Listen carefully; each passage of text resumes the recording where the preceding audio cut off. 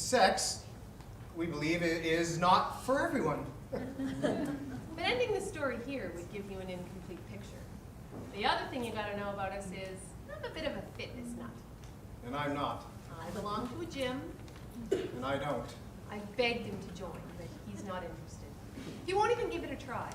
He had never even set foot in a gym until the day my car was in for repairs and he had to come to the club just to pick me up. They don't allow non-members into the club. Well, at least not into the exercise area. They did let me go to this second-level observation deck where you can order carrot juice and you can look down on the various exercise rooms. I was astounded by what I saw.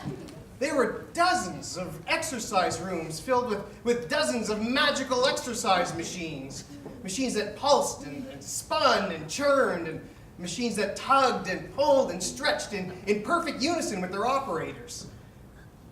I couldn't take my eyes off of this one particular and peculiar exercycle. It was a stationary bike with a video monitor mounted between the handlebars. The woman riding it, she was wearing a cropped workout top and tight yoga pants. Her brown hair was pulled back, and the muscles in her arms and legs were spectacularly well defined. On the screen was a video of a country road, and it came at her at a rate determined by her pedaling. And the handlebars pulled her upper body back and forth slowly as her legs spun in tight little circles. And her clothing massaged her gently as it tightened and relaxed. I was actually embarrassed to be looking at her. I was falling in love. This was sex. Well, not sex as it really is, but sex as it ought to be.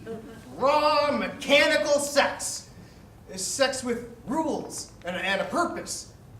Sex with a video destination. Oh, a man couldn't feel ashamed or clumsy or awkward with a woman like her. Oh. I nearly collapsed when I realized that my specter of sex on an exercycle was my wife.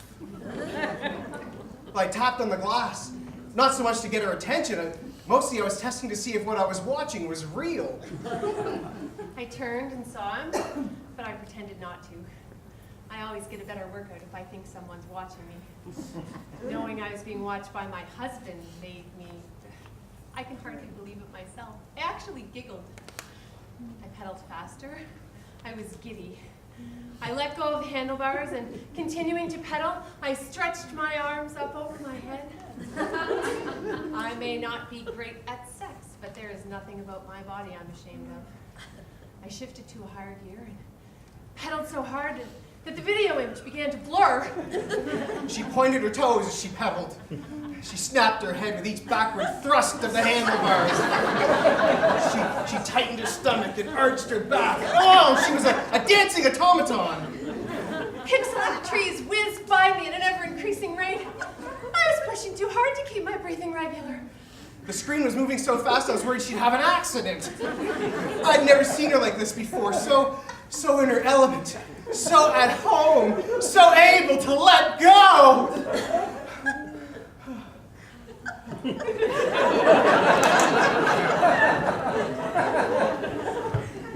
So, each night I walk the dog, and I climb the white pine tree that grows in our backyard.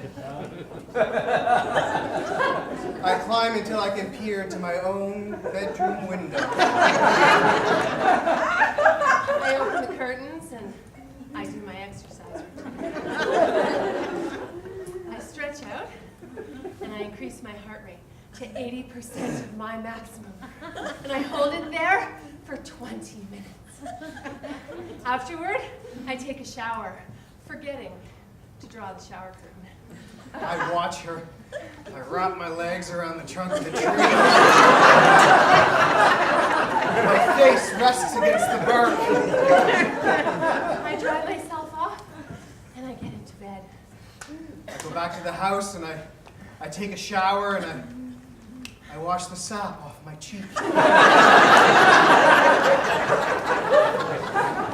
And I get into bed with my wife.